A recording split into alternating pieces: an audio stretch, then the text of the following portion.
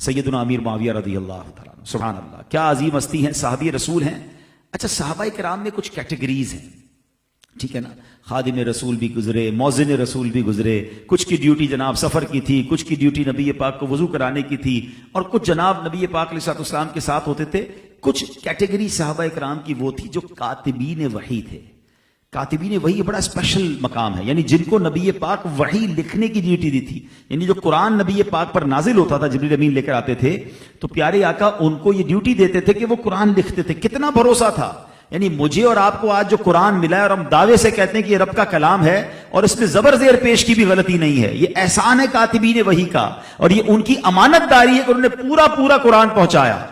تو نبی پاک نے جن پر اتنا بھروسہ کیا، ان میں سے ایک صحابی حضرت سیدنا امیر معاویہ رضی اللہ تعالیٰ عنہ بھی ہے۔ جن پر نبی پاک بھروسہ کریں تو ان کے بارے میں تو کبھی بھی کوئی بات ایسی ذہن میں نہیں آنی چاہیے۔ ہاں، ایک اور میں آپ کو تھوڑا سا سینیریو سمجھا دیتا ہوں تاکہ آئندہ کنفیوژن نہیں ہوگا۔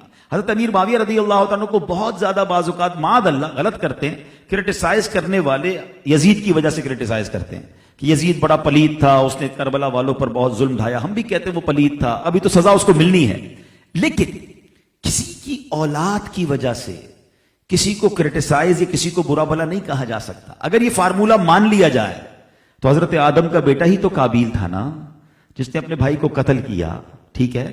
تو کیا معاذ اللہ بیٹا قاتل ہے اس لیے باپ کو برا کہیں گے؟ اگر حضرت آدم کو برا کہیں گے تو ایمان سے ہی چلے جائیں گے، وہ تو اللہ کے نبی ہیں۔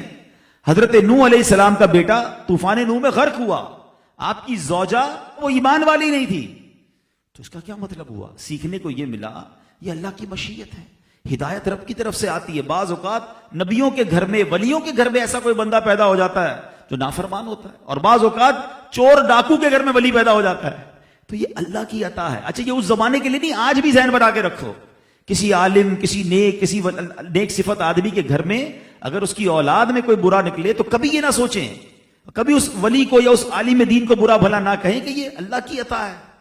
بھائی باپ تو کوشش ہی کر سکتا ہے نا، ہدایت تو رب نے دینی ہے، نہیں ہے نصیب میں اس کے۔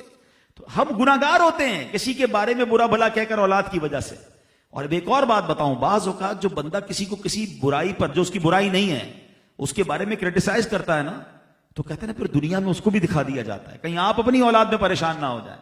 اللہ پاک سب کی اولاد کو نیک بنائے، ہماری مغفرت کا ذریعہ بنائے۔ تو حضرت امیر معاویہ رضی اللہ تعالیٰ عنہ کو تو یہ عالم تھا عشق رسول اور خوف خدا کا کہ آپ نے ایک وصیت کی تھی۔ آپ کے پاس نبی پاک علیہ الصلوۃ والسلام کے ناخن مبارک بھی تھے، منہ مبارک بھی تھے، تو آپ نے وصیت کی کہ جب میرا آخری وقت آئے، میرا انتقال ہو جائے، تو میری آنکھوں پر اور سجدے کی پیشانی وغیرہ پر، اعضائے سجدہ پر یہ تبرکات رکھ دینا اور مجھے کفن میں ڈال دینا، کفن میں یہ رکھ دینا اور مجھے قبر میں ارحم الراحمین کے سپرد کر دینا۔